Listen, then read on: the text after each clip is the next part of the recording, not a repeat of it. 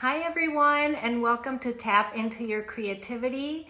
I am super excited. Today we have a live artist all the way from Sydney, Australia, and her name is Debbie Mackinnon.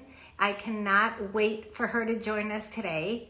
She is a contemporary abstract landscape teacher. She is also a renowned author of children's books. And I can't wait for her to join us today. She is live all the way from Sydney, Australia. So that means that she is Thursday morning for her, 8 o'clock, super early for her. So thank you so much, Debbie, for waking up this morning and giving a chat with us and sharing with us your beautiful studio, your studio space, and just so many tips and work that you have done for this project that it's going to actually be on sale today. We're going to offer that today. So I'm super excited for you guys to see Debbie's work. I'm just waiting for Debbie to join us. I'm hoping that she can jump on the live, and let me see. Hopefully she will come in shortly here. So just bear with me for a minute. I can't wait for Debbie to tell you guys herself, her childhood and where she grew up. And she went to school in London, where hi Ophelia, I see you. I am thank you. I'm so happy you guys are joining us all the way from Sydney. It's incredible. This is, technology is amazing, and we can be all over the world and we can be so connected, and I'm just so thrilled. So I'm not seeing Debbie joining in. I hope that she sees me, and hopefully she will join me soon. Otherwise, I will, from Tijuana, Mexico. Hola, ¿qué tal, Martisa? Thank you for joining us today. And everyone, like I said, everyone from Sydney, I'm so excited. I hope you guys are doing well and you're safe. I know that at least Melbourne has been hit hard, and you've been constrained with a lot of things and you can't go out. So our thoughts and prayers go out to you as well to us. We're trying to take care of ourselves as much as we can. And oh, there she is. Oh, I'm so happy. I'm gonna bring her in now. And let's see. There we go. Okay, I can't wait. You guys are in for a treat today. Hola, Pablo. I'm sorry, Sandra. There's technical issues. I've got 2 Instagram accounts and I was on the wrong one. Oh no, I'm just happy that you jumped in. I'm like, oh my goodness, I was so afraid that we would have technology problems. I'm like, please don't let it be. I was just doing the wrong account. I'm really sorry. Oh, that's okay. It happens. I think I babbled there for like 5 straight minutes. I don't even know what I said, but I just gave a very, very short introduction as to who you are. But no one better than you, Debbie, to tell us everything about yourself. I just want to say thank you first and foremost for joining me and my army of artists in this incredible endeavor that I'm on this path of helping so many people in need, and as a community of artists, we're doing that. So it doesn't matter where we are. You are in Sydney, Australia. It's 8 o'clock in the morning right now. Yeah. I mean, you look lovely for 8 o'clock in the morning, by the way. You do too. So yeah, in these days of weird politics and weird world events, it's just great to be connecting with artists, isn't it? Yes, it really, really is. I feel like I have found new friends in Sydney. I can't wait to visit. Like, I've made all these connections, and it's incredible. I absolutely love it. Oh, well, Sydney is a wonderful city. So I'll just give you a little introduction to me, if you like. Yes, please. So I'm Debbie Mackinnon. I'm an artist living in Sydney. I've been here for 26 years in Sydney. I came with my husband and family from England. We've been living in London for 20 years. I'd always wanted to be an artist when I grew up. And so I did go to art college when I finished school. But everyone said to me, you can't make a living as an artist, you know, it's all too difficult. So I did actually train as an illustrator. And then I found myself going down different journeys and ended up in illustrated books. So I became an art director. When I saw that, I was like taken aback. Yeah. We haven't really talked about that. No. So let's just go back for a minute. You are in London with your husband, and you're in school, and you went into school for illustration then? Yeah, I went to school. I went to art school first in Colchester and then in London at Hornsey College of Art, which became Middlesex University. Yeah, I studied medical and scientific illustration, actually. Oh, you did? So you must have done all the books for my husband. Well, but then actually I found it very constricting because, you know, if you're told to draw the inside of a leg, you know, it's got this vein and that vein and this artery, you can't suddenly change it and make 3 veins and they're all going to be green instead of blue. You know, you have to do what you're told. I'm not very good at doing what I'm told.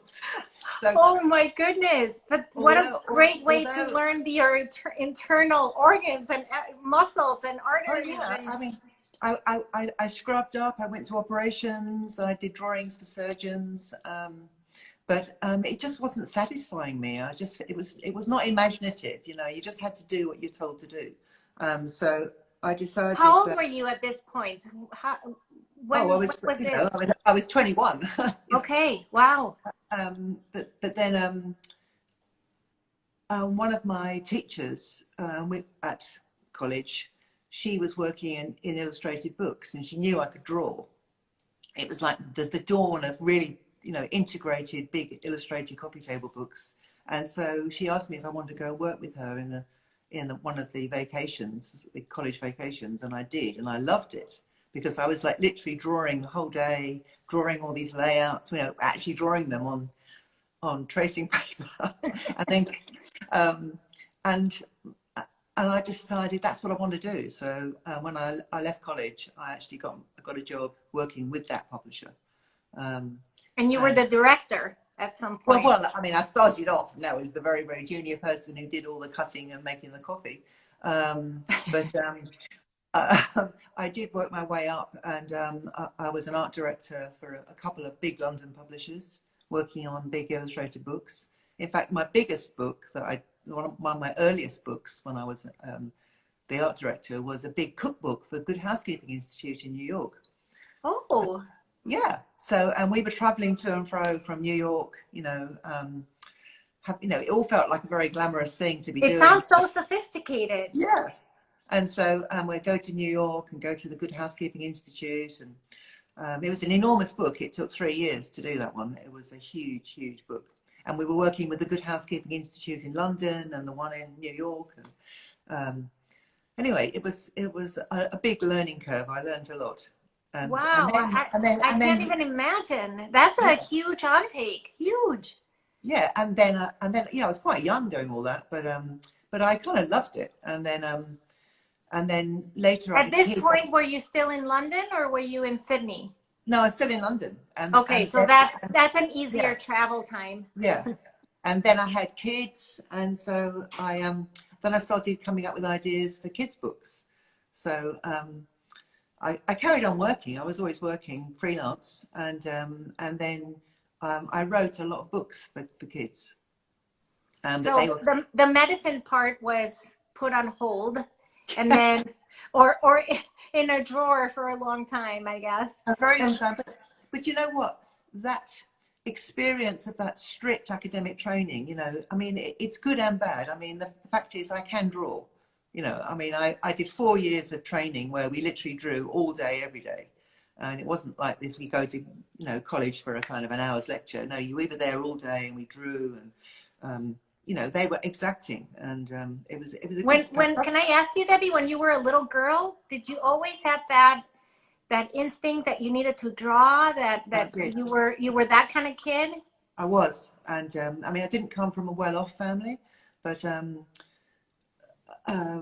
my dad worked in a place where he worked at the docks, and he was a planner. He used to plan where the cargo would go in the ship.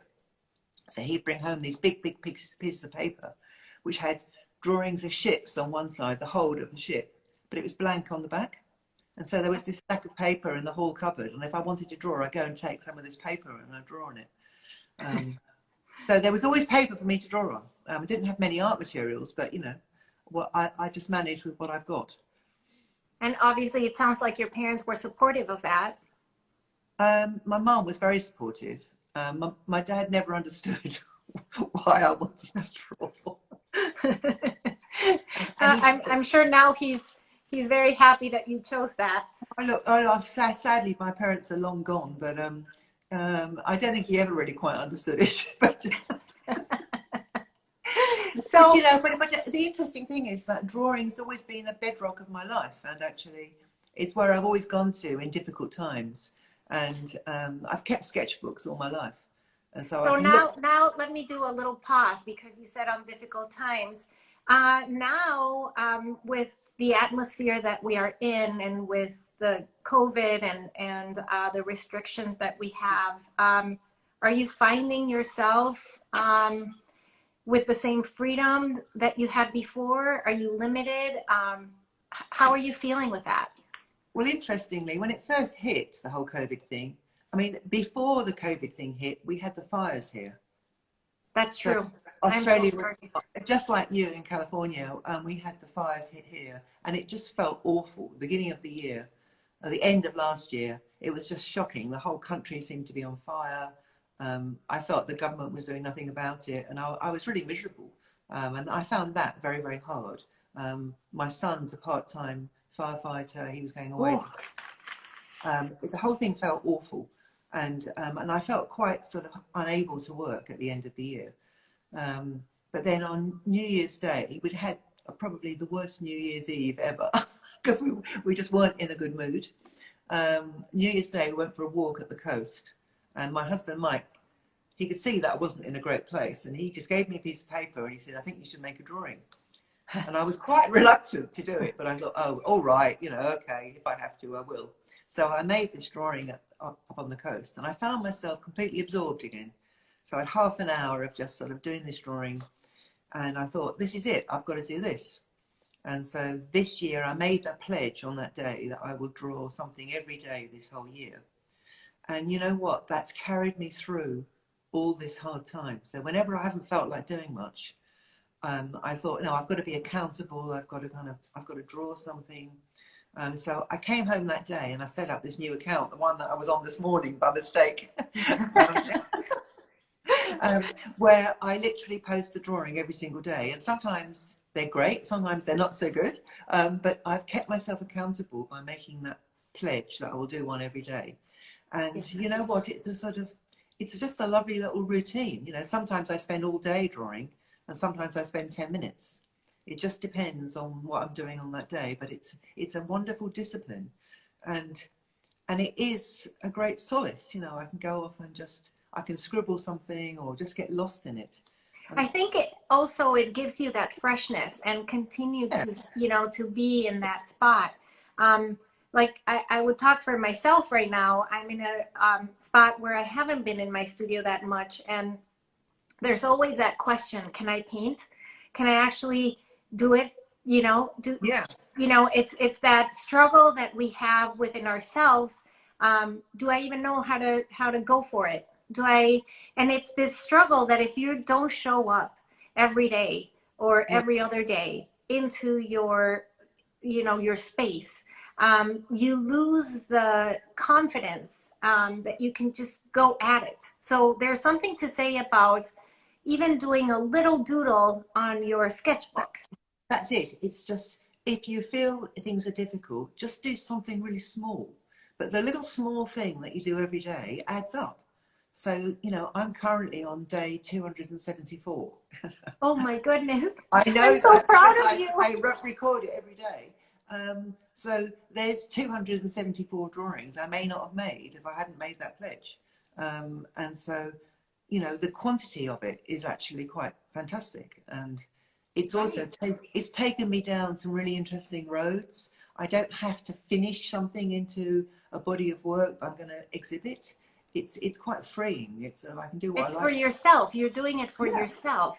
Just And how big are these drawings? Are they? They vary enormously. I mean, sometimes they're enormous. They're kind of A1 and bigger, and sometimes they're, you know, this sort of size. You know, they're just little. Okay. Little things. So it just depends. So I found that when our first lockdown here happened, and because I like to go out and draw outside. Yeah, I know. Yes. And I tend to draw from life all the time. I don't draw from photographs. So if I can't draw from life outside, I'll draw something inside, in my kitchen or in my studio. But when the lockdown happened and we couldn't go anywhere very much, I would go out for my walk, and they didn't want you to stop anywhere. They wanted you to keep walking. You know, you weren't supposed to sit down anywhere. So I would do these really fast drawings in my book, just like literally when I was walking along. While you were walking, you were drawing. Yeah. So I have this really lightweight, or I just stand for a minute or two and do kind of like blind contour drawings, you know. But just standing up, a little bit uncomfortable, but they'd have to be really quick, you know, they'd only be a minute or two. Yeah, so, it's mark making, it's moving your hand, and just with a Sharpie, you know, just sort of blind contour drawings, you know, anything like that. And I've got a whole book of them. I mean, you know, just quick sort of really super fast drawings. It's almost a recording of your walk, right? So it is. It's just a recording of the walk, and you know, just sort of finding something that is, just, you know, this is literally just outside my front door. You know, just sitting on the veranda at the front. I mean, little things that they're just scribbles. Other days I would spend, you know, or I might come running home after I've done one of those quick drawings, and then I'd make a drawing at home, you know, out of the memories I'd made. And is that your own book that you made? No. This is a Winsor and Newton. Oh, I see that. Okay, I couldn't see the yes. Yeah, this is a watercolor sketchbook. So yes, it's very nice paper. It certainly looks that way. And it has a lovely pocket at the back of the book where you can keep bits of collage paper and exactly things like that. So, you know, that would be my process. Or I'd do these very fast drawings, and then I'd come running home, and I would make. This is a concertina book that I was making during lockdown. So this is once again a record of one of the walks I was going on.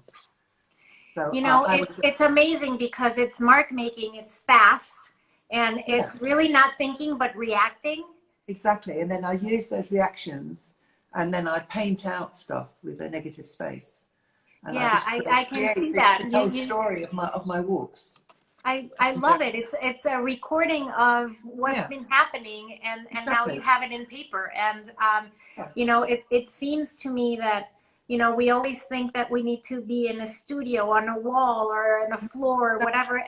And really, you can be wherever you are, walking and recording what you see out there. So, I mean, some days I would actually. This is me drawing the cooking ingredients for making my soup. Oh my gosh! So, Debbie, take us back for a second. So now you're done with London, and now you have done many children's books at this point. Yes. So I wrote and designed many books for children. They were almost all photographic. Yes. So that might sound strange to a person that draws all the time, but I would storyboard them. So I would draw everything in the book, and then I'd work with the photographer. I was the art director, and I would style it all, and then I would get the kids to do what I wanted them to do. I'd have it already storyboarded out, and then I'd use that to sell my idea. So drawing's always been something I've used to make a living, and I've used it to kind of create ideas as well as to create pictures. So how did Sydney come to play? My husband, he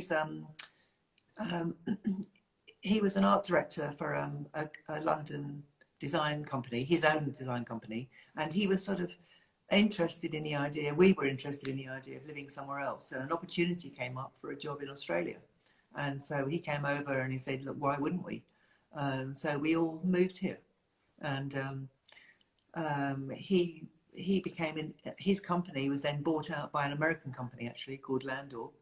And he was the international creative director for the whole Asia Pacific area. So he'd be traveling a lot.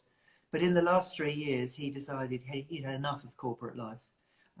He also, like me, we went to art school because we loved drawing and painting, and he went into graphic design, but he's now back painting. So he works here at the studio with me. So he is? Oh my goodness.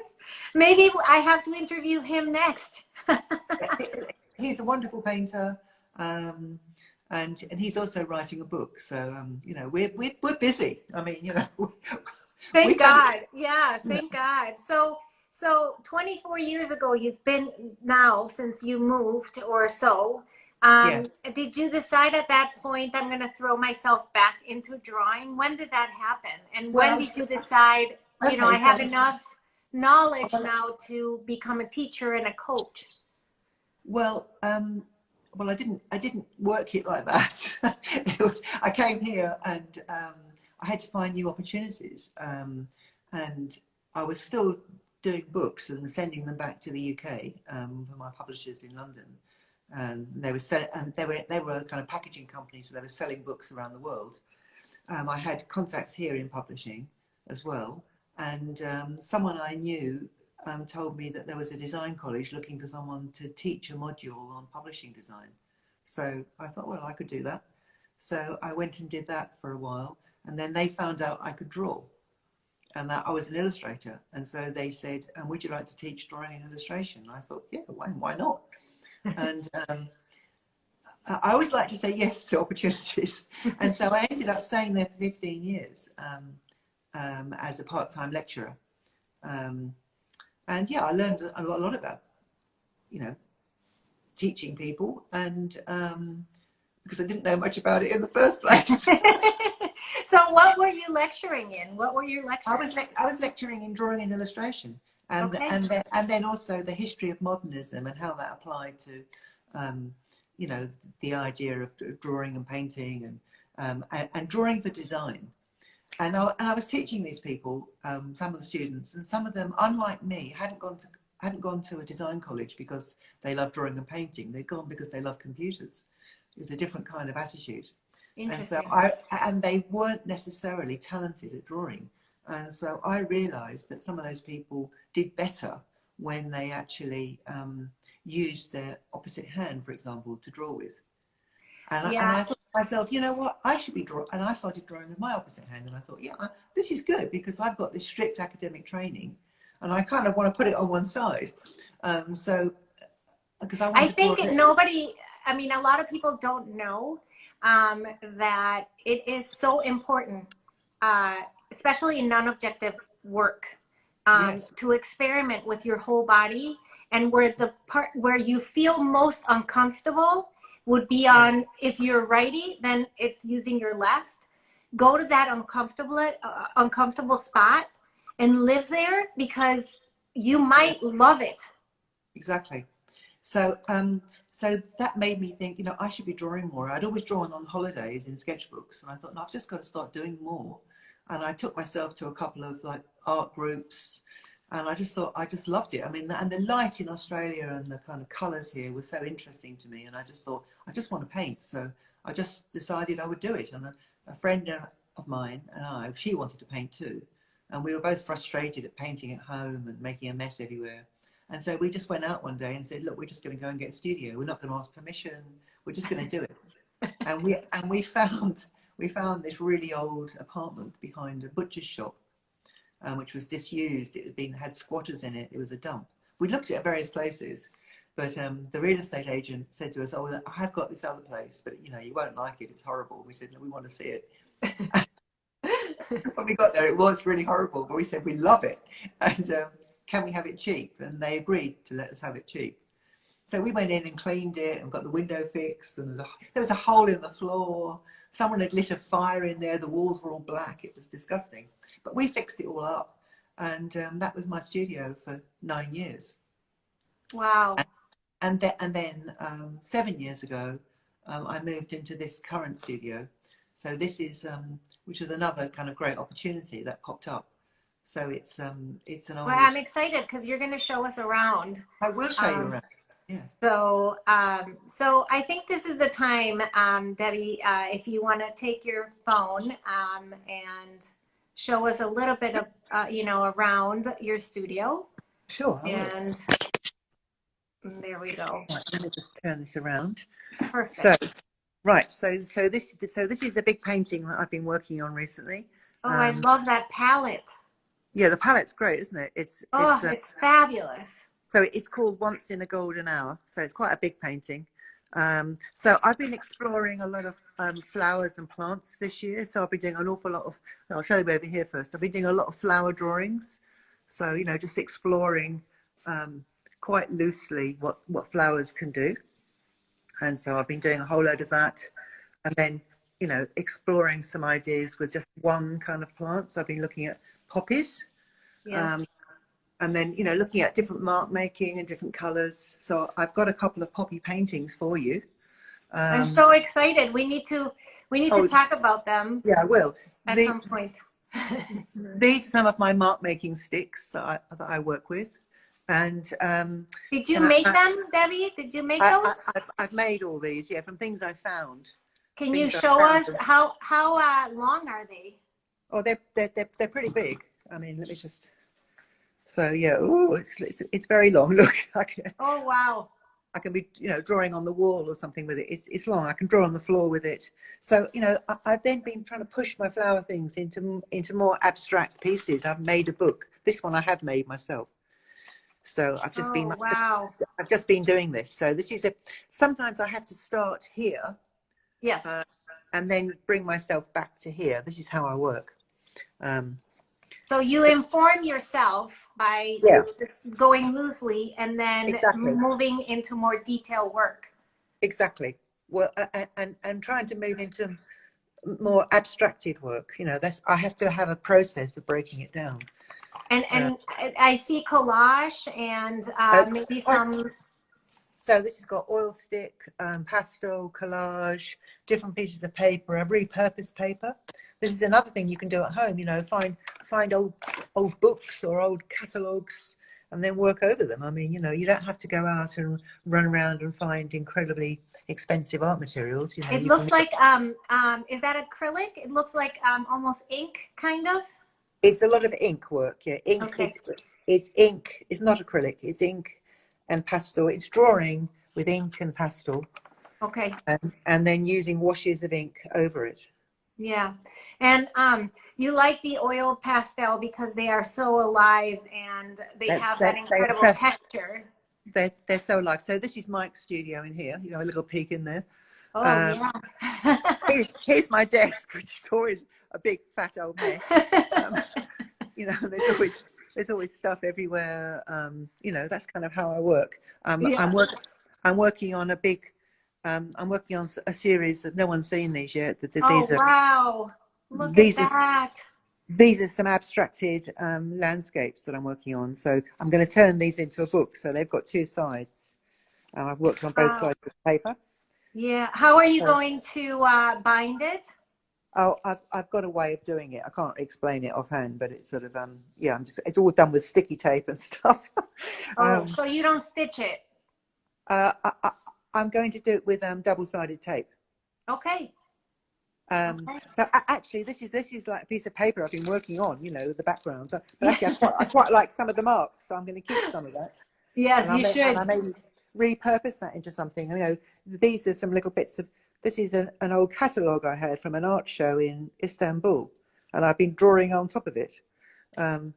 So there's always bits of stuff going on. So you can see this is the whole space that I've got. So you like working more in paper than in canvas or in board? I love working on boards, but I've just had a show. I mean, so here's the catalogue from the show. I sold. I love those red dots. Look at that. Yeah, there was a lot of red dots. Congratulations. I sold well at the show, but this is playtime for me. This is like now post show. I'm drawing on paper, I'm coming up with new ideas. Not Sometimes stressed. I find the paper and the drawing really helps to kind of take me away. I don't want to work on a new show right now. I want to It's do other very things. different, isn't it, from It's the very different. catalog? I If you mean, can show us again the catalog. I will in a second. But so at the front here we have a little gallery. Oh, Turn that's the light on. lovely. So people can come in and buy from you right away. Yeah, well, they could do if they could.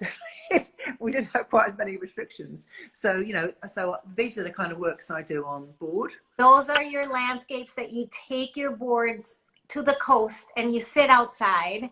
So Well, think about this for a minute. Debbie takes a little backpack with all her things and she yeah, I do. sits in the middle of nature or in the Well, middle of the ocean, literally, and paints. like here, this is definitely a one I painted outside. That one probably not. Yeah, these ones I painted outside in. It was a special day outside called Art in the Open, where it was a kind of competition where we all sat outside on a long walk. But you know, but then I also make sort of works on paper which I sell. Okay. So that, you know, sometimes at exhibitions That's I have. definitely more abstract to me. Yeah, so they're a bit more abstracted. So, you know, I tend to veer a bit between abstracted and non-abstracted. But I mean, often when I'm out, you know, I'll do these kind of things. I'll make these kind of concertina books so that, you know, I'll What kind do of these. paper, what kind of paper do you use to make those books? I use a sort of smooth mixed media paper or watercolor paper. Okay. But then, you know, I've got loads and loads and loads of sketchbooks. You know, this is what I'm doing outside a lot of the I time. know, I love your sketchbooks. They're Um, amazing. and so I it's mean, then how I, they really tell a story. They're happy. They are yeah, mark making. They're a exactly. response that it's an immediate response. So you see that there's not a lot of thought to it. And so I really enjoy that it's an automatic painting almost. Look, I agree, and I think that really I want my bigger paintings to be more like that, you know. And it's always that struggle, isn't it, of how you get the It really truly is, because we yeah, want to have that feeling of when do we stop, or how do we, you know, yeah, how do we keep that freshness? yeah. Because I mean, Um, the thing is, these big paintings they take a lot of wrangling, and you know they're quite difficult to do. I mean, then you can't do them in 2 minutes, and they've no. got. I mean, these are in acrylic, and they're in layers and layers of paint, and I've added a bit of collage and drawing into it as well. So. Yeah, it You looks know, like a lot of layers in there, it's got a lot of layers in there. So that's a pretty much a kind of overview of the of your studio. studio. Yeah. Yeah. And so can you show us a little bit again, the book that you're working on right now, all your abstract work that you have out there? Yeah, I will. I Hang on. think it's, we went really fast on those and I would like to see them again. Right, this is another book that I'm working on. Hang on. I finished this one so I can turn the pages. Whoa, let me just get rid of that. Move this around. All right, so this is a book that I've just finished. So the other thing that I find really good is that every year I try and do a masterclass, or I'll do something, you know, where I take myself out of my studio and do something that's not what I usually do, because it just gives me new ideas. And because of lockdown, I can't do that. I can't go off and go on a residential course somewhere. So this year, I've done a couple of online courses, and I've been working with an Australian artist called Lorna Crane, and I've made this book. You know, it's all my own work, but it's I got some ideas of tips and ideas from her about how to make books, and yeah, I've really enjoyed doing it. So this one, I'm calling it Tempestuous, because it's really all about the weather. It's sort of, they're kind of intuitive. They're The intuitive color palette marks. says that a lot too. Yeah, they're intuitive marks, but actually I realized that they all kind of spoke to me about my coastal walks and horizons and, you know, big skies. And so, Yeah, you know, they look very energetic, yeah. very loose. Um, you know, the mark making says a lot about that See, journey, yeah, and see, how, yeah, working, I quite like text. You know, it's quite nice to have, it makes a nice texture. yes, yeah, And I like some quiet pages as well as busy pages. yes. Yes. And I like the complexity on some and the simplicity on some, Yes, because yeah, it balances it out. exactly. And yeah, some are light, some are dark, but Right. it's And quite, I like the limited palette. I have to say, there's something to say yeah, about, I do you know, too. having a limited palette. And there's so much you can do with a limited palette. Exactly. So, so I've been looking at, the intuitive marks with landscape, but also with those floral ones I showed you, so that Yeah. how Yeah. could I, so, and then you can see that in my landscape here, I'm looking at, say, plants in a Yeah, landscape. so you on that landscape, I see the repetition, the rhythm that you have, the vertical Yeah, lines that are going yeah, through. You have the horizon lines that are, yeah. that it's But, very but, well marked, but you see, compared to other. but, yeah, but I've been out, you see, and done these kind of drawings on location. But it's how you kind of. So I'm keep on sort of like questioning myself about where I'm going with it, or whether I'm. So it's. I decided for this half of the year after I'd had that exhibition, it was a good time to just spend doing some of this experimental work. Um, Yeah, so I yeah, mean, I think you're onto something. I think that when we take ourselves out of our comfort zone and do yeah, something different, there's always something to learn, and there's always something to be better at.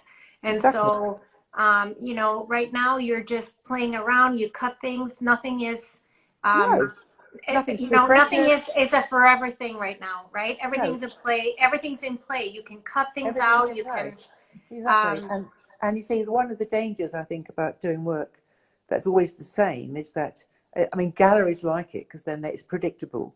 But I don't really want to be that person. I feel now at my age, I want the I opportunity agree. to do whatever I I want. 100% agree with So what you're I saying. I might think be, we all evolve, and we can't be yeah, the exact same painter that we were 10 years ago. no. And so I refuse to conform. So that I mean, sometimes being able to draw can be a problem because I can actually do something almost too accurate and too, um, and I want to do more loose stuff. So it's sort of an interesting dilemma. But I'm also looking at things like, could I have small pages mixed in with the big pages? I'm thinking about all kinds of interesting ideas. Oh And yeah. There's no rhyme or reason, and no, you are the one who creates the rules here. So exactly. that's the beauty of it. I absolutely love that composition, by the way. I love the Thank you. juxtaposition of the colors. I am enjoying every mark making, every line, every dot. I mean, Um, actually, I did go out and I made quite a lot of these marks on a windy weekend. I just had all the pieces of paper on a rock. Yeah, Just but I literally. think what I'm responding to, Debbie, is that they're not really thought out. No, they're not. They're a But I tell you response what, to what you're seeing and what you're exactly. feeling. They're not thought out, and they were very spontaneous mark making, and they Yes, didn't make any sense at yes, all until I brought them back and I started to then work into them, and then I allowed them to kind of just go on their own journey. But I was high up in the bush. You can see sort of an indication of trees and things here, and I feel this looks like water in the distance and distant headlands. But I'm not telling you all the information. I'm just no, you've got to that's where I was, but right. I'm But looking at it's very satisfying for the viewer to have that window of opportunity to put yeah, our own interpretation because yeah, it is so loose. Because it's not a landscape that you say, okay, here's the water, here's the mountain, here's the sun. yeah. And I quite like the fact that like I've been trying out stuff on this rice paper. It's very thin, but I love the fact they look different on different sides of the page. You get the Well, sea. and also it absorbs paint differently That's than. right. But and so you get interesting things happening on both sides of the paper. So all of these pages have things on both sides. So some of them are much more simple than others, which I think is going to work well when I put them together into the book. Well, that one's not very good. I don't like that one very much. So I might make that one into an end paper, then it'd be stuck down. So So you have some good bits and not so good bits, and you just have to work around it. You work out which bits you like. yeah, I mean, Uh, I think that if yeah, you want to go sit back.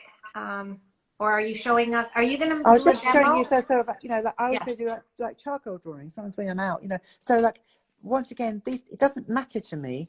It's just all about, you know, trying out ideas. So Oh, I'm constantly trying out stuff. This is working outside, but I'm trying to keep it very loose outside, oh, you I know, love that. Yes. and And you are keeping it loose. I and and absolutely. and less. I'm trying to be less academic with the drawing. You know, it's sort of, it's an Yeah, interesting what is fascinating to issue. me is that you're bringing, literally, you're bringing the outside inside, the nature inside of you, the nature inside of the viewer, and the way that you're basing it without having to really, like I said before, being a contemporary abstract landscape artist takes a lot of courage because sometimes by saying landscape, you're kind of just doing this to yourself. I know. Um, but by adding the abstract in front of it, Yeah. you really open those channels, and you allow that view to go wider, and so I hope you're so. not in this Yeah. constrained, little thing that everybody thinks of what a landscape should be. So I have a good friend, Tesla, and she does that. She brings the outside in her own abstract world, and I think it's fascinating. I think that the fact that you're allowing yourself right now to be free and to Yeah. experiment and maybe pivot into something that people are not understanding, where is this coming from? That's awesome. It's a really interesting thing, and it's sort of, I don't see why you can't pivot between abstraction and figuration. I mean, you know, like one of my art heroes is Richard Diebenkorn. You Oh, know, yes. Oh, my and, goodness. I mean, he was a brilliant draftsman. He Brilliant. he could draw beautifully, but he also chose to do totally non-figurative works and you know, completely abstracted works. And he came between the two many times. And I love that. And I think, well, why should you be put in a box where you have to do one thing? You know, No, and an what I interesting. said is like, I love that you think that you don't have to be that person, that the gallery knows that this is going to sell. So let's keep you in that channel. I'm happy that you're opening your mind and saying like, no, I don't want to just be in this channel. I No. want to, Well, go and look that's for. and I've decided that, I mean, I mostly represent myself, so that, you know, I mean, I have work in galleries, but then that's on my terms. You know, it's not the same as, I don't want a gallery to represent me solely, because then I'm stuck doing what they want. Right, um, exactly. and So, yeah, it's just not what I want to do. So so how are you teaching now, Debbie? Tell us a little bit about the Me Art Space too. okay, so when I got this studio in, the first studio, and then the lovely person I was working with, she had to move overseas, and so I thought, well, how am I going to pay the rent? Because, you know, it wasn't a very big rent, but it was more than I could pay but on my own. And so I thought, well, quite a lot of people I knew quite liked the idea of coming to a group, but they didn't want rules. And, you know, I'd been to an art group myself, and I got into trouble for dropping paint on the floor. Oh no. And I decided I was never going to have that set up. So because the place we moved into was such a dump, in fact, I even got it written into the lease that we could drop as much paint as we wanted on the floor, because there was no nice floor to look after. And so I thought, I want a space where people can come and they can drop as much paint on the floor as they like. And so I started this little group on a Thursday. It was about 15 years ago, and people would just come in and they just leave a little bit of money in the jar at the door, which just helped me pay the rent. And so they just came for a morning, and I painted there too, and I painted with them, and I called it Paint With Me. And but then as time went on, more people came, and I couldn't really paint anymore, so I just became the kind of convener of the group. And then when I moved here 7 years ago, this was an old, I got the opportunity of having this old it's like an old commercial warehouse. So we have our own loading dock at the back. Oh, that's fabulous. We have the shop front at the front with the gallery, and then we made it into studios. It was an old, it was an old commercial florist. So we used all their old desks, and I mean, the place was just abandoned. And so we had all this florist stuff in here. My current then art partner, Ella, she and I spent a month cleaning the place out. But we've rented it once again at a cheap rent from the property developer who supported us, you know. The building will be demolished, sadly. But they told me when I took it on that I'd have an 18-month lease. Well, I'm still here, and it's nearly 7 years. So that's really been fantastic. And they have been incredibly supportive, you know, because actually, you know, it's philanthropic. But actually, there's now other artists in the street too. We're all using these buildings that are going to be demolished for a big new development. But there's actually 70 artists and creatives. Oh, wow. Renting spaces. So there's 4 artists here. And we have a kids art school. We have a mezzanine level upstairs, and we have a kids art school up there run by someone else.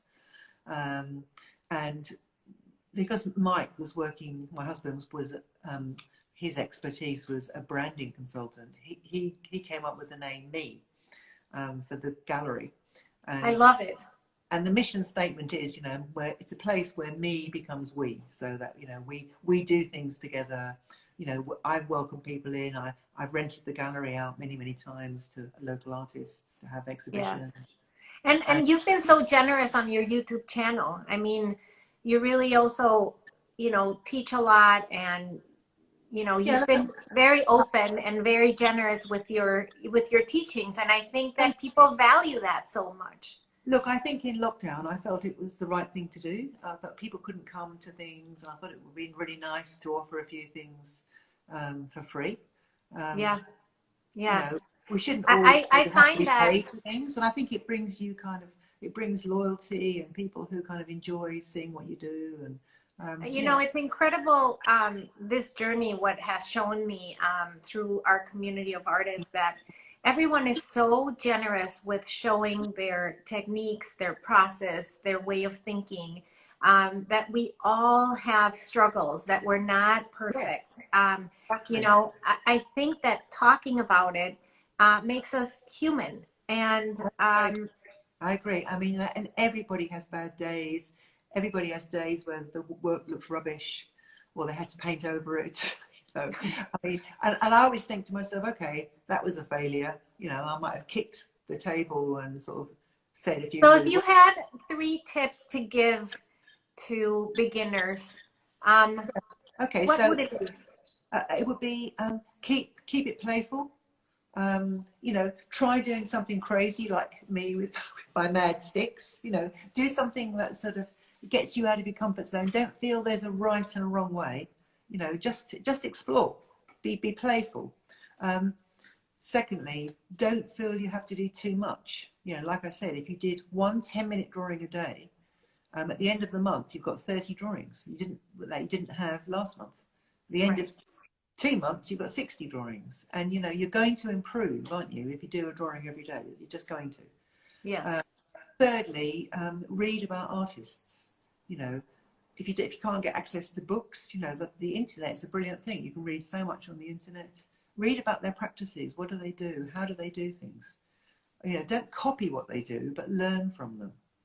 You know, YouTube is an amazing resource, isn't it? I mean, you know, watch. It really is. It's amazing. Yeah, so if you can't afford to go to classes, or the classes aren't available, you know, use that resource to kind of, to find things out and have a go. Try it. Yeah. You know, never feel you're wasting paper. Like if I make a painting and it's no good on paper, just paint over it and go again the next day. Oh, yeah. You have to get over that. I mean, and that comes with time too, because you can't think that you're starting something so precious that you can break or start again. Nothing is precious. No, so that's why this whole thing at the moment for me is all about paper, because paper doesn't feel expensive. It feels something I can use. People would say to me, like, you know, oh, I don't want to waste paper. I think, well, no, you're not wasting it. You're using it. You're learning by using it. Correct. I mean, I've taught people so many times, and they've come along for a morning painting with me, and, you know, start at 10 and finish at 1. And at 10 to 1, they're doing a really nice painting. And then at 5 to 1, they ruin it because they stick on all the paint they had left over.